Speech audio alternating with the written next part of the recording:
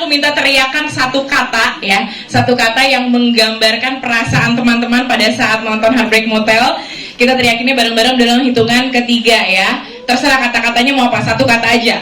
1, 2, 3. Oke, tepuk tangan dong sekali lagi untuk semua yang sudah menonton. Teman-teman media, thank you so much atas kedatangannya. Sekali lagi, welcome to the press conference of Heartbreak Motel, film terbaru dari Visinema Pictures yang disutradarai oleh Angga Dwi Masa Songko, diadaptasi dari novel bestseller karya Ika Natasha. Yes.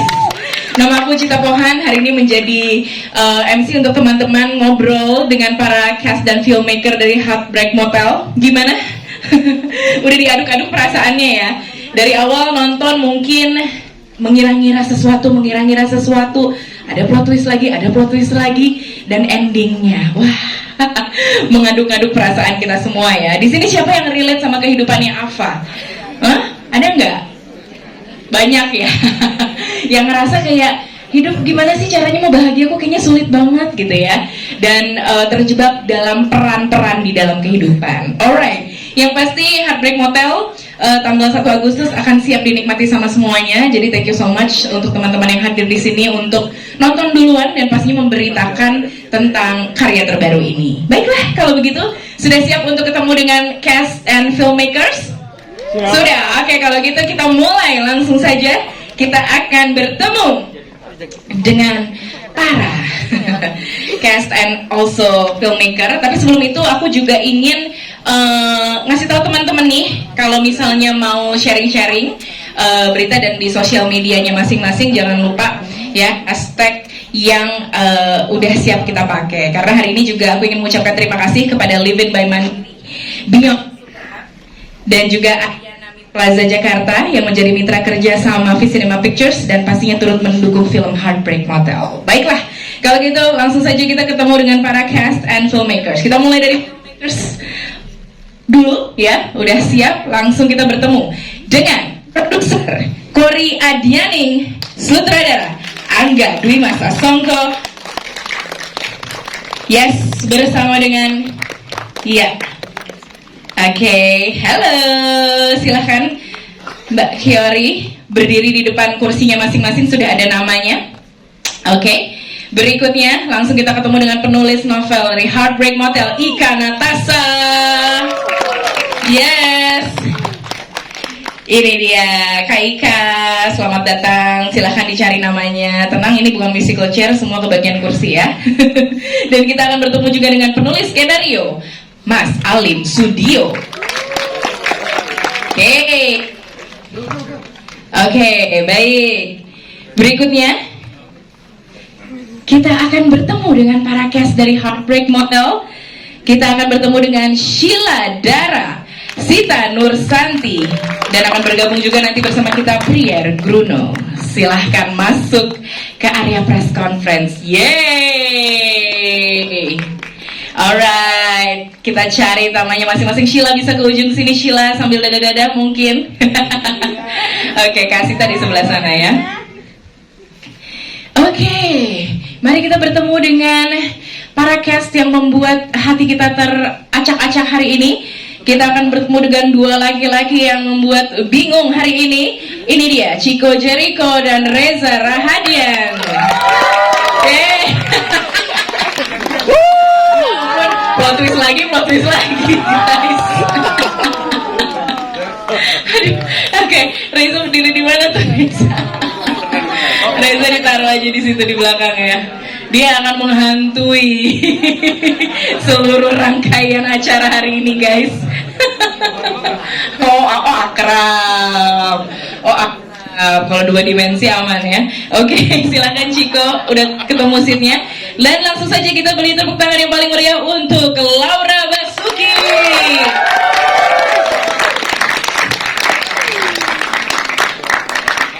Oke, ini dia para cast and filmmakers dari Heartbreak Motel. Silahkan duduk teman-teman. Buat teman-teman media yang sudah menyempatkan untuk hadir di press screening dari Heartbreak Motel, sekali lagi saya mohon maaf bahwa saya tidak bisa hadir bersama teman-teman semua karena ada satu dan lain hal yang tidak bisa saya tinggalkan. Senang sekali rasanya bisa terlibat dalam sebuah film yang menyuguhkan pendekatan teknis yang rasanya sudah lama tidak kita lihat dalam film Indonesia. Ada sebuah kesegaran, ada sebuah kebaruan. Bagaimana kombinasi antara 3 jenis lensa berbeda ini menjadi satu titik yang amat sangat penting untuk menggambarkan bagaimana perjalanan tiap-tiap karakter. Senang rasanya bisa kembali berkolaborasi bersama Angga Dwi Masa Songko, tentunya juga dengan Laura Basuki sebagai lawan main, dengan Chico Jericho. I'm very happy and saya juga sangat bersyukur bisa terlibat dalam proyek ini. Jadi buat semuanya, terima kasih sudah datang dan jangan lupa saksikan film Heartbreak Motel tanggal 1 Agustus di seluruh bioskop kesayangan Anda. Terima kasih. Alright, tepuk tangan untuk Reza Rahadian yang jauh di sana. Oke, kita akan ngobrol-ngobrol dan teman-teman juga nantinya akan kebagian waktu ya, sesi untuk bertanya sama cast dan filmmaker dari Heartbreak Motel. Kita akan langsung mulai obrolan, tapi sebelumnya mungkin nyapa-nyapa dulu ya, biar santai gitu sore ini ya. Mungkin aku mau minta Kak Ika dulu, mungkin say hi buat teman-teman yang udah datang. Kak Ika. Hai. Yes, we can hear you. Udah sekian kali tetap grogi aja. Hai teman-teman media, makasih banget udah datang sore ini. Itu aja ya. Oke, siap untuk menjawab pertanyaan teman-teman semua. Oke, aku juga mau siapa nih ya yang mau aku minta sapa-sapa? Mikrofon ada di siapa nih ya? Oke, Mas Angga mungkin boleh hai-hai bentar juga sama media nih yang sudah hadir. Halo teman-teman semua, terima kasih sudah datang.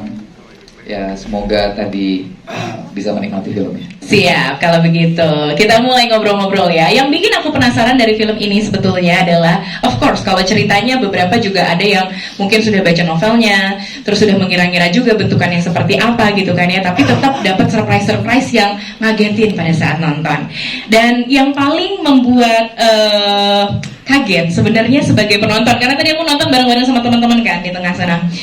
Yang paling bikin kaget nih teman-teman, sebenarnya adalah tampilan dari keseluruhan cinematic experience yang ditampilkan, dan itu sepertinya akan bisa terjawab sama Mbak Kori nih, benar nggak Mbak Kori? Hai Mbak Kori. Halo. Halo. Sore. Mbak Kori sudah hadir hari ini, datang mau cerita juga tentang karya Heartbreak Motel.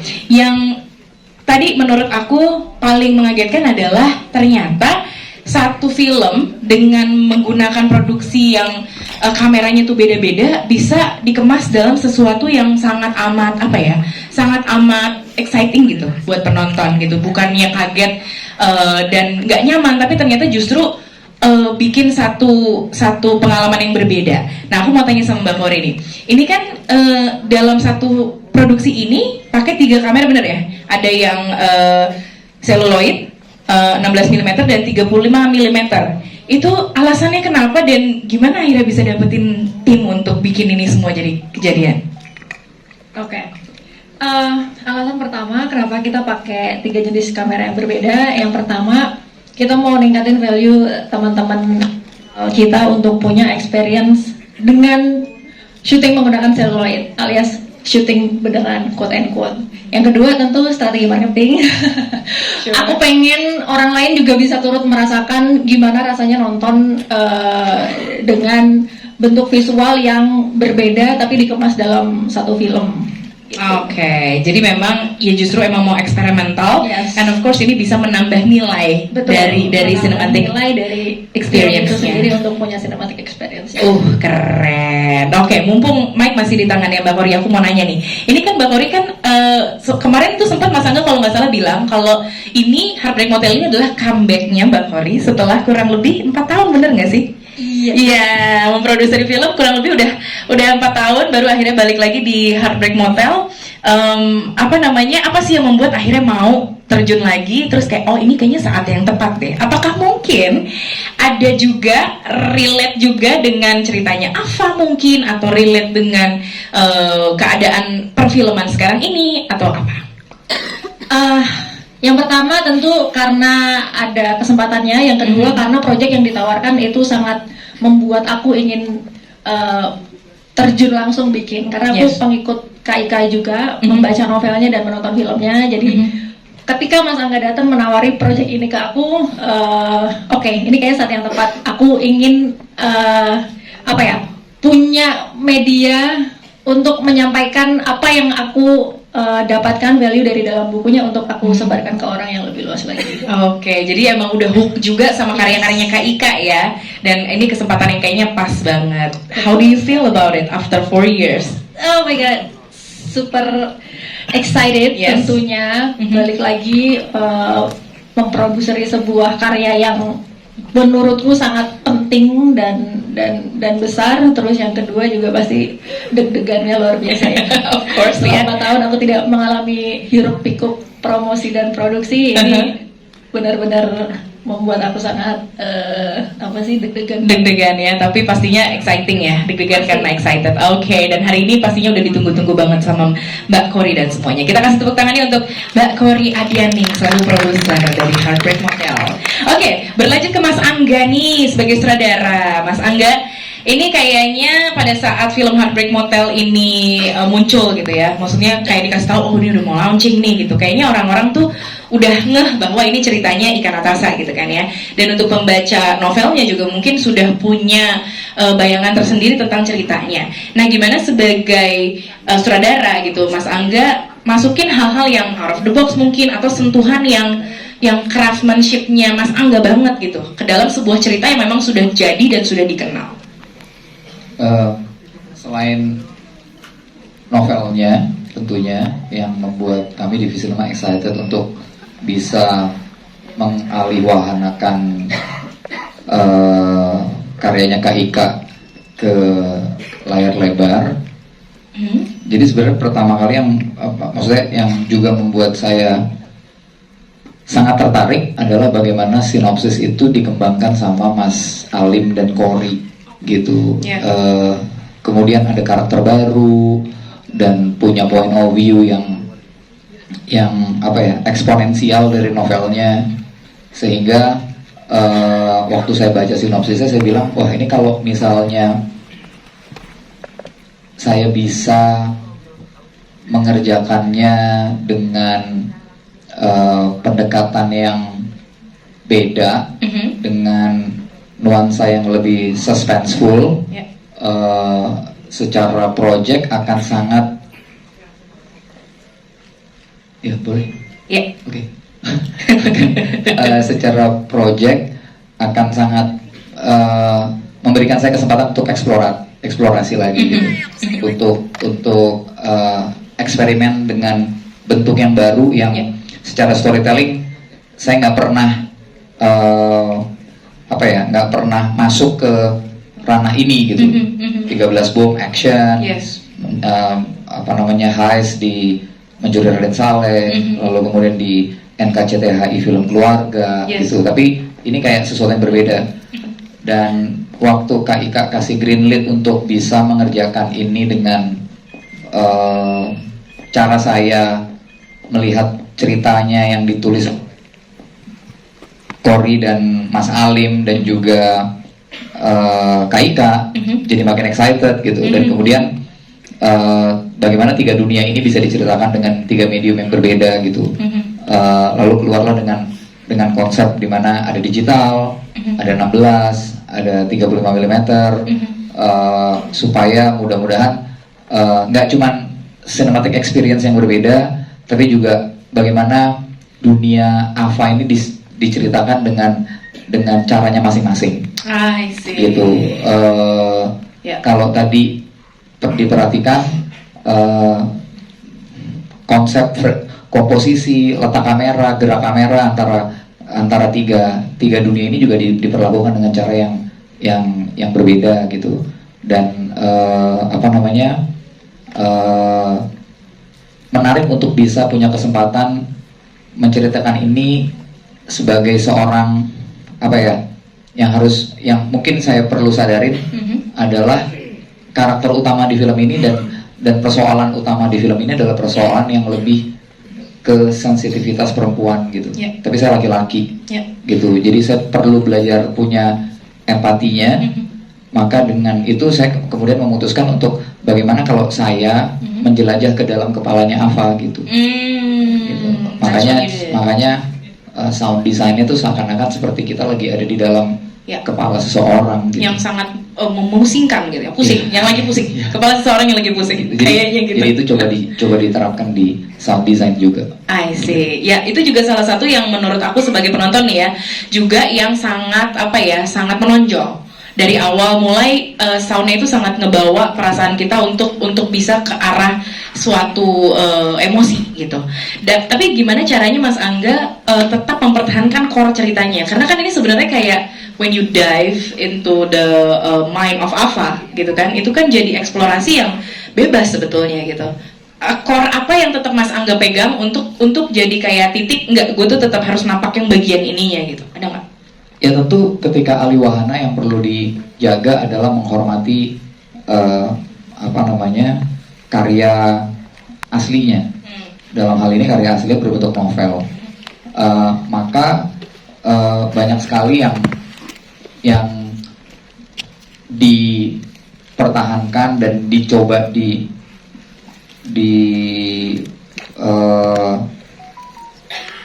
treat dan diceritakan untuk bisa hadir di ruang nonton ini adalah benang merah dari pemikirannya Kak Ika gitu.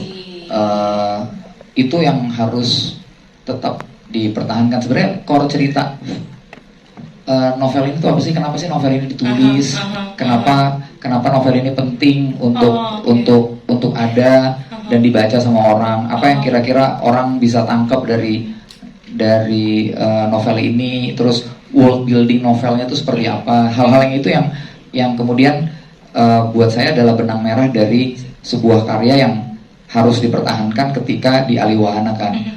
Tapi bahwa kemudian experience-nya berbeda, itu bagian dari proses alihwahana. Kalau baca mungkin experience-nya A, maka ketika dialihwahanakan ke audiovisual, maka experience harus B, C, dan D gitu. Tapi fundamentalnya, value-nya, vision-nya adalah hal yang perlu dihormati dan dipertahankan ketika dia dialihwahanakan. Jadi bahwa film ini juga sebenarnya bukan cuma visinya Angga, tapi bagaimana Angga, Alim sebagai penulis skenario, Angga sebagai sutradara juga envision visinya Ika waktu menulis novelnya. Sure, malah jadi emphasize the message dari core message-nya yang awal banget, root cause-nya gitu. Kenapa ini dibikin gitu ya? Wow, that's memberikan edit value kan dari waktu Ika nulis dengan tools komputer, sekarang saya nulisnya dengan lensa kamera. Wow, that's amazing. Boleh kita kasih tepuk tangan Angga Dwi Mas Sasongko, teman-teman. So jadi pengembangannya mau segil apapun, mau seeksperimental apapun, gak akan tetap lari karena memang sudah dipahami betul kenapanya film ini hadir atau cerita ini hadir. Oke, kalau gitu kita langsung ke Kak Ika Natasha sebagai penulis dari novel Heartbreak Motel. Yuk, Kak Ika, ini novel keberapa yang jadi film? Udah lost count. 5 kali ya. 5 ya.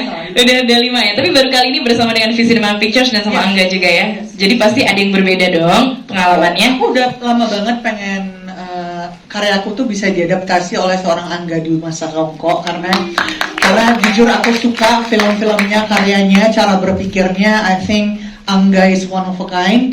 Dan waktu aku menulis Heartbreak Motel itu juga caraku sebagai penulis untuk keluar dari zona nyaman gitu. Yang biasanya ceritanya seperti ini, aku pengen memberi sesuatu yang berbeda. Jadi tentu pada saat kemudian muncul tawaran untuk dialihwahanakan menjadi film, orang yang paling tepat menurut aku adalah Angga dan Visinema, karena mereka selalu punya cara yang breakthrough kan untuk men-treat something gitu.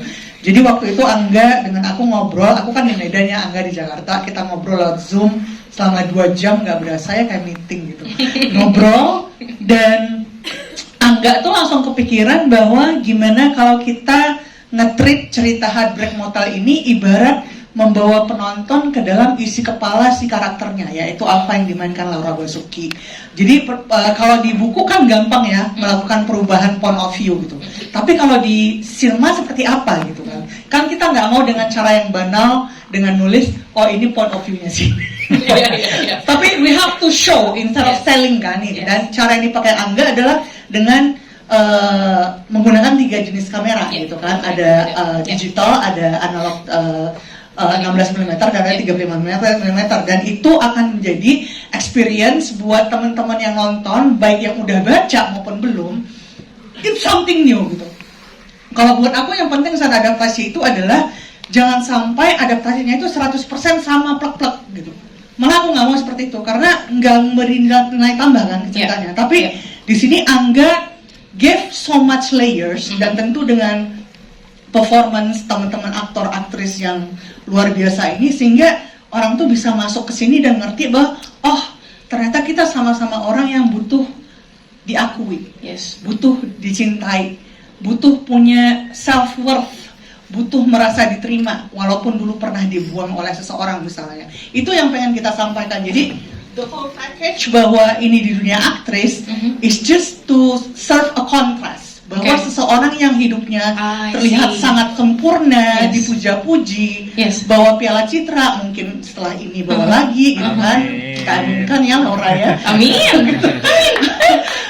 Ternyata behind all of that ada kekosongan yang nggak bisa diisi oleh semua itu. Dan itu kurasa dialami oleh kita semua. Kita mungkin merasa bahwa kita oke, ini segala macam, tapi pada saat kita sendiri di rumah, are we really happy? Is there a hollow spot inside that needs to be filled? Mungkin ada, dan itu yang ingin kita sampaikan di film ini. Dan itu sangat manusiawi. Ya, jawabannya kepanjangan. Enggak dong, nggak apa-apa. Itu sangat manusiawi dan justru itulah kayaknya poin pertama yang sangat mengena di semua yang nonton. Kak Ika sendiri udah nonton film secara utuhnya? Udah nonton yang rough cut 2 kali, yang malam ini yang udah dengan scoring amazingnya Abel Huray belum, jadi nanti I'm malam. so looking forward nonton nanti malam. Sure, kayaknya nanti akan punya cerita ataupun pengalaman yang berbeda lagi setelah nonton yang udah hasil jadi matangnya nih ya. Tepuk tangan dong untuk Ika Natasha. Kita langsung masuk ngobrol sama Laura Basuki nih sekarang. Oke. Laura, aku mau nanya satu pertanyaan, tapi masih penasaran juga sama. Oke. Dari Laura dulu deh. Nanti aku balik ke Mas Alim ya. Laura, ini kan aku tuh speechless gara-gara tadi pas nonton baru 3 menit pertama ngelihat close-up wajah kamu tuh aku udah kayak kok bisa ya kayak begitu, bisa ya ngebawa kita dapetin emosi-emosi itu gitu kan. Ini Laura hadir dipercaya untuk menghidupkan karakter dari Ava Alessandra, ya kan? Dan akhirnya kerja bareng lagi sama Kak Ika Natasha. Proses mengenali karakternya apakah bareng-bareng sama Kak Ika atau lebih banyak ngelakuin eksplorasi sendiri? Pastinya dengan diskusi ya sama penulisnya, Kak Ika, Alim, kemudian Mas Angga juga. Tapi sebenarnya salah satu hal yang paling menarik ketika mengerjakan proyek film yang mengadaptasi novel adalah ketika saya baca novelnya, saya bisa punya 2 perspektif. Yang pertama, saya sebagai pembaca, penikmat yang menyaksikan dunia Ava di novelnya. Kemudian yang kedua, saya memasukkan diri saya menjadi orang pertama gitu di novel itu. Itu yang menarik pertama. Kemudian yang kedua, sebenarnya di setiap mengerjakan film saya punya playlist musik sendiri. Itu sangat membantu buat saya. Dan di sini saya diberi keberuntungan, Mas Angga juga nge-share playlist yang dia buat ketika membayangkan adegan-adegan tertentu gitu. Itu yang mempermudah saya untuk membaca pikiran dan mood apa yang ingin disampaikan ketika mengerjakan proyek ini. Jadi ada tambahan bantuan dari lagu-lagu gitu ya. Karena itu musik gitu, karena itu masuk banget. Musik kayak apa tuh yang di-share? Apakah musik-musik dark atau yang kayak gimana? Boleh tahu nggak? Macam-macam sih. Ada kan moodnya lumayan beragam di sini. Ada yang romance, jazz, ada yang instrumen, terus ada yang klasik. Jadi macam-macam. Yang bikin aku penasaran dari karakternya Ava nih, Laura. Dia itu a very strong woman, at the same time very fragile. Gimana cara kamu ngeksplorasin itu dan ngeluarin sisi itu untuk kebutuhan pada saat syuting gitu ya, bergantian gitu. Karena kadang kita ngelihatnya tuh even di satu momen dia bisa dua-duanya gitu, nggak gantian gitu. Ya apa yang kamu lakukan? Kadang-kadang dalam sehari bisa ganti 3 karakter sekaligus. Jadi kebanyakan memang berurutan gitu. Misalnya ini minggu ini ngerjain Ava, minggu ini ngerjain Raisa, minggu ini ngerjain Maya. Tapi ada beberapa hari kan kita terbatas waktu dan lokasi gitu misalnya. Jadi sehari itu bisa ganti-ganti kepribadian beberapa kali gitu. Jadi dibantunya sama ya setnya juga, kemudian lawan main, dan ini sih kebantu sama cast dan kru yang terlibat aja. Oke, of course, semuanya jadi ini ya, jadi bensin buat munculin semuanya. Tepuk tangan untuk Laura Basuki, nanti kita balik lagi. Chico Jericho, welcome back bro. Halo. Welcome back. Hadir lagi nih kita nonton di layar lebar dengan cerita yang intens banget. Ya, dengan karakter yang sepertinya manis, sepertinya lembut, tapi juga nggak kalah kuatnya ternyata di cerita ini ya. Oke, waktu akhirnya dapetin peran gitu kan ya, jadi Raga. Hal pertama yang jadi to-do list-nya Chico apa? Yang pertama adalah di sini saya harus menciptakan seseorang Raga. Kehadirannya ini harus mengisi dan memberikan warna yang berbeda di dalam dunianya Ava. Jadi kalau misalnya teman-teman tadi sudah nonton filmnya, di tengah kemewahan, kegemerlapan, nah Raga ini bisa memberikan sentuhan less is more. Jadi memberikan proporsi yang pas, tidak lebih dan tidak kurang. It's very challenging. Dan menurut saya ini adalah satu hal baru yang belum pernah saya lewatin. Dalam proses saya selama menjadi aktor. Wow. Dan sangat menarik banget ya. itu kita bisa di sini bisa berkolaborasi lagi pastinya dengan Angga. Dan ini film pertama saya berkolaborasi sama Reza Rahadian dan juga Laura Basuki, dan pastinya diangkat dari novelnya Mbak Ika Natasha. Wow, luar biasa. Piala Citra. Cik, tapi pada saat akhirnya masuk ke karakter Raga gitu ya, siapa yang paling banyak lo tanya-tanyain soal karakter ini? Apakah Mas Alim, apakah Angga, atau Ika? Pertama ngobrol sama Mbak Ika, aku masih ingat banget waktu pertama Mbak Ika sempat nelfon ya, kita sempat teleponan ya. Mbak Ika, aku tanya kegelisahannya apa. Aku udah baca novelnya, sebelum aku baca skripnya pasti aku baca berangkat dari novelnya dulu. Aku tanya pandangan Mbak Ika itu seperti apa. Nah itu menjadi notes buat saya. Dan habis itu tentunya saya langsung ngobrol sama Angga gitu. Angga punya gambaran seperti apa sih Raga, dan Angga membebaskan saya untuk menghidupkan Raga. Gitu. Gimana Angga dia menghidupin Raga? Nanti jangan kasih ke Angga. Gimana? review langsung nih. Saya tuh kerja sama Chico lumayan panjang dari 2014 dari Cahaya Timur, terus maksudnya dari Sanita Wenela ke ke band, lalu ke Bukaan 8. Kayaknya ini tuh sebenarnya karakter yang paling subtil yang dimainin sama Chico gitu.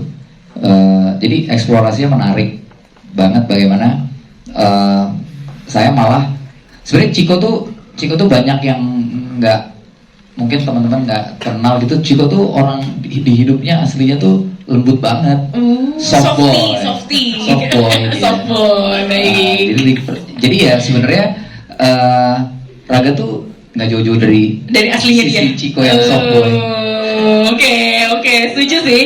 Ya, pantesan kayaknya pendalaman tuh ini bang. Iya, dia keras kalau pagi aja sama barbel, habis itu udah lembut lagi ya.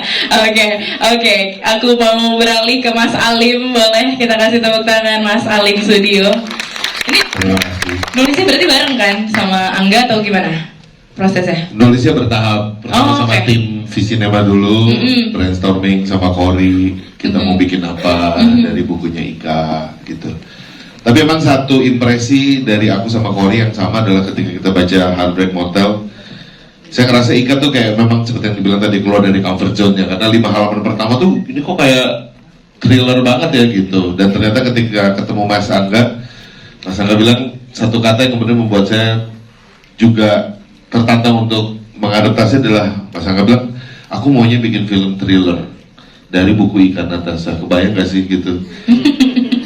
Terus thriller Tapi ternyata memang sense itu sebenarnya yang didapat dari baca buku Heartbreak Motel ini. Sebenarnya sense of thrillingnya itu yang kemudian kayak kita tuh dikejar-kejar, diremes-remes jantung sama hatinya.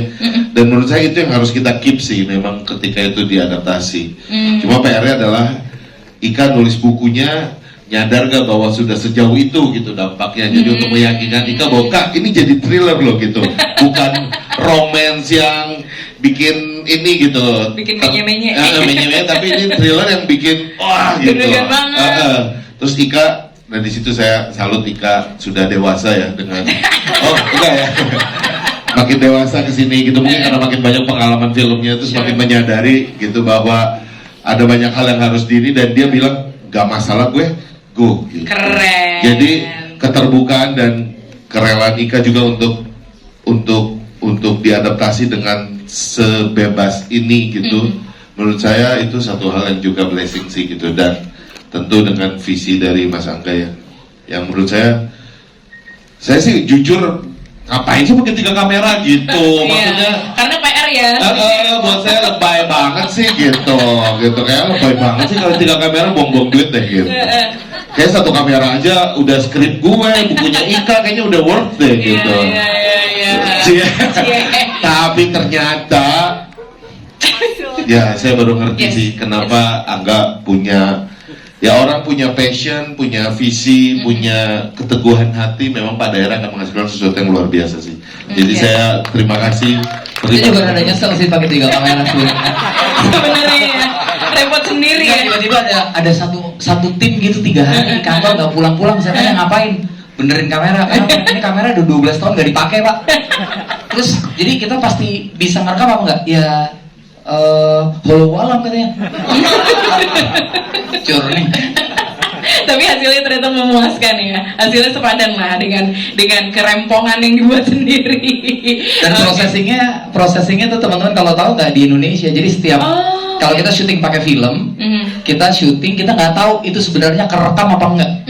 Sampai pita filmnya dibawa ke Taiwan, dicuci, terus filenya dikirim ke Jakarta. Wow. Jadi waktu pas pertama kali filenya dikirim ke Jakarta dan mukanya Laura Basuki ada gitu, teriak, wah gitu. Kayak pelaut kehilangan arah terus tiba-tiba nemu daratan. Oke. Wow, ternyata prosesnya luar biasa banget ya teman-teman ya. Yang juga luar biasa hadir ya. Ini dia narasumber favorit aku, Sheila Dara. Kayaknya dia mau monolog nih, silakan. Jangan gitu dong. Sheila Dara hadir menjadi sahabat dari Alfa di sini ya, dan katanya sempat kayak pusing dalam tanda kutip mau syuting sama Laura gitu kan, karena terpesona sendiri gitu ngeliatin Laura melulu gitu kan. Oke. Tapi gimana caranya Sheila? Nih pertanyaannya nih, simak sis. Thank you sis, sudah dikasih warning dulu. Di bagian ini pay attention sis. Iya, aku ngeliatin kamu nih. Oh, itu sebabnya aku ditaruh di sini ya? Biar dekat, biar nggak gimana gitu. Oke, ini pertanyaannya sebenarnya simpel aja. Gimana caranya seorang Sheila Dara Aisyah itu menerjemahkan dunia Heartbreak Motel yang ada dark dan rumitnya ini dalam waktu yang singkat? Karena katanya kamu juga persiapan nggak bisa lama-lama pada saat itu. Iya betul. Gimana? Iya benar. Silakan. Sheila make up-nya sama readingnya sama make up-nya. Benar. Readingnya lebih cepet ya. Readingnya jadi satu-satunya briefing yang dikasih Mas Angga waktu sebelum mulai officially syuting, udahlah nggak usah mikir syuting aja. Langsung hadir aja gitu. Aku yang panik, tolong Mas Angga tolong kasih arahan. Sheila Dara tuh kalau di quiz jadi phone a friend. Pasti dia nelpon. Gimana? Cuman jadi mungkin cara menerjemahkan jadi temannya Ava itu kebetulan Mas Angga lumayan mungkin karena aku beberapa kali project sama Mas Angga, terus jadi suka main sama orang-orang yang Mas Angga kenal gitu. Jadi Mas Angga menerjemahkan karakter Lara ini, dia cuma bilang kamu kan suka jalan sama Jim sama Kak Kori. Nah kayak gitu aja. Sesimpel itu ya. Sesimpel itu. Jobnya memang simpel, Tren. Job desk simpel, cuman buat aku juga selain sama teman-teman mainku, aku juga ingat aku tuh punya sebuah circle pertemanan yang aku udah temenan lebih dari 1 dekade dan kita tuh sebenarnya jarang ketemu, tapi begitu ketemu ya udah kayak nggak ada jarak dari pertemuan satu ke pertemuan lainnya gitu. Jadi emang udah deket aja dan aku merasa oh ini tuh kayaknya mirip banget sama Lara dan Ava gitu. Kita mungkin karena kesibukan satu sama lain, Lara kerja, Ava juga bintang Indonesia gitu. Kasih sama-sama sibuk dan pastinya jarang ketemu, tapi ketika satu sama lain ada emergency yang dicari tuh ya pasti buat Lara Ava, buat Ava juga Lara gitu. Jadi itu sih yang Tepuk tangan untuk Sheila Dara. Anjir sis. Terima kasih. Aku bangga. Terima kasih sis. Apa dong? Menyiapkan ini dari tangan Dari belum ada idenya. Terima kasih Sheila Dara. Kita berlanjut ke karakter kesayangan kita diperankan oleh Sita Nursanti. Aduh Mbak Dahlia, kamu itu seperti penyeimbang di tengah gelapnya kehidupan. Oh gitu ya. Ini opini dari penonton ya. Aku ngelihat satu karakter Mbak Dahlia ini sangat amat menyeimbangkan karena dia itu bisa ngomong blunt dengan muka datar, tapi yang diomongin on point semua, hard truth semua gitu. Ini seru banget pasti pendalaman karakternya oleh Kak Sita gitu karena Mbak Dahlia yang ada di buku dan yang ditampilkan di film itu juga pasti ada. Di buku nggak ada ya. Munculnya Dahlia di film gitu, itu kan kayak sesuatu yang ya gimana nih dari nol gitu. Iya benar. Apa yang dilakukan sama Mbak Sita untuk ini? Tentunya sih pas pertama kali reading sebenarnya ya bertanya gitu Dahlia maunya jadi seperti apa dan ketika baca juga ternyata sudah tergambarkan dari naskahnya bahwa ini kayaknya Dahlia ini emang adalah orang yang terus terang aja orangnya, hidup betul-betul hidup bekerja, itu saja dunianya. Dan ketika ada hadir Maya gitu dalam kehidupan di pekerjaannya dia, ya dia memperlakukan Maya seperti dia memperlakukan mungkin orang-orang magang lainnya. Jadi saya juga sempat mau baca bukunya, tapi karena tidak ada di bukunya, jadi maaf Mbak Ika, saya jadi nggak baca. Langsung ke skenario ya akhirnya. Langsung ke skenario aja.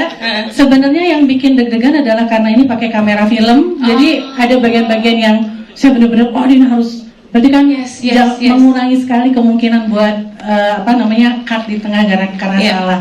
Deg-degannya di situ. Tapi sebenarnya saya memang melihat Dahlia ini sebagai tokoh, sebagai karakter yang membuat Ava jadi ninjek ke bumi sih sebenarnya. Seperti itu.